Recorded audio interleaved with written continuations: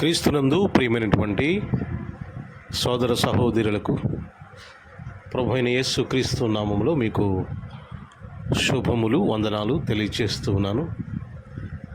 దేవుడు మరొక new brand day, నూతన దినాన్ని మన జీవితాల్లో ఇచ్చినందుకు దేవునికి ఎంతో స్తుతులు స్తోత్రాలు చెల్లిస్తున్నాను. ప్రియులారా, మీ అందరికీ కూడా very good morning to all of you. ఈరోజు దేవుడు మన కోసం ఆయన వాగ్దానం ఏమిటో మనము చూద్దాం. చూడండి, ఆదికాండము 1వ అధ్యాయము 20వ వచనంలో ఈ విధంగా వ్రాయబడింది. దేవుడు జీవము కలిగి చలించు వాటిని జలములు సమృద్ధిగా పుట్టించునుగాకనియు, పక్షులు భూమిపైన ఆకాశ విశాలములో ఎగురునుగాకనియు పలికెను అనే మాట మనం చూస్తున్నాం. ప్రియులరా, దేవుని యొక్క ఆలోచన లేక దేవుని యొక్క చిత్తం, దేవుని యొక్క సంకల్పం మన జీవితాల కొరకు ఏమై ఉన్నది అని ఆలోచన చేస్తే ఈ వచనం ద్వారా దేవుని యొక్క సంకల్పము అర్థమవుతుంది.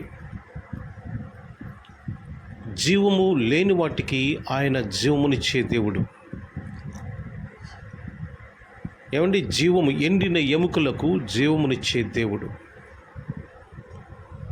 జీవము కలిగి చలించి వాటిని జలములు సమృద్ధిగా పుట్టించునుగాకనియు, పక్షులు భూమిపైన ఆకాశ విశాలములో ఎగురునుగాకనియు పలికెను. దేవుని యొక్క లక్షణం ఏమిటంటే జీవమునిచ్చే దేవుడు. ఈరోజు మన ప్రియ బిడ్డలు చాలామంది సమస్యల చేత ఎండిపోతున్నారు, కృంగిపోతున్నారు. ప్రియులారా, ఈరోజు దేవుని యొక్క వాగ్దానం ఏంటో తెలుసా? దేవుడు మీకు జీవమునిస్తున్నాడు, జీవమునివ్వబోతున్నాడు. దేవుని యందు విశ్వాసం ఉంచండి.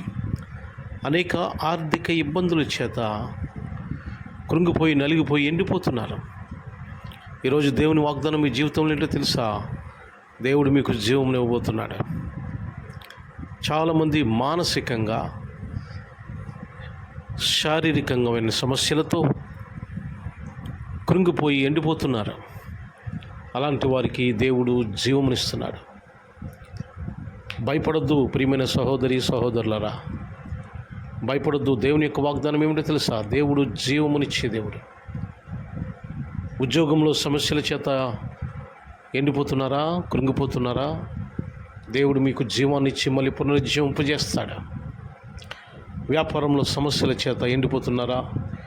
ఏంటి ఈ జీవితము, ఏంటి ఈ బ్రతుకు అని చాలామంది నిరాశ నిస్పృహలోకి వెళ్ళిపోయి కృంగిపోతున్నారా? దేవుడు మీకు జీవమునిస్తాడు, జీవమునిచ్చే దేవుడు. కుటుంబంలో భార్య భర్తల మధ్య అనేక సమస్యలు, భర్త చేత భార్య విసిగిపోతుంది, ఎండిపోతుంది, కృంగిపోతుంది. నీకు జీవమునిస్తాడు దేవుడు. భర్త భార్యను గురించి ఎండిపోయి కృంగిపోయి అనేక నిరాశ నిస్పృహలో కూరుకుపోతున్నప్పుడు దేవుడు జీవమునిస్తాడు. ప్రియమైన సహోదరి సహోదరులారా, నువ్వు చేస్తున్న ప్రయత్నంలో పురోగతి కనిపించటం లేదా? దానివలన ఎండిపోతున్నావా, ఆందోళన పడిపోతున్నావా? దేవుడు నీకు జీవమునిస్తాడు. జీవమునిచ్చి నువ్వు చేస్తున్న ప్రతి ప్రయత్నాన్ని దేవుడు సఫలం చేస్తాడు. ప్రియులారా, భయపడకండి, కృంగిపోవద్దు, నిరాశ నిస్పృహలోనికి వెళ్ళొద్దు. God will give you good days. దేవుడు మీకు మంచి రోజులు ఇస్తాడు. కనుక దేవుని వాగ్దానం ముందు విశ్వాసం ఉంచండి, కృంగిపోవద్దు. దేవుడు జీవమునిచ్చే దేవుడు. మనం కృంగిపోయి నలిగిపోతున్నాం చూసారా? దేవుడు మనకు జీవమునిచ్చి పైకి లేపుతాడు. కనుక దేవుని యందు విశ్వాసం ఉంచండి, దేవుని వాగ్దానం మీరు స్వీకరించండి. దేవుడు మిమ్మల్ని దీవించి ఆశీర్వదించును గాక. ఆమేన్, ఆమేన్. ప్రార్థన చేసుకుందాం.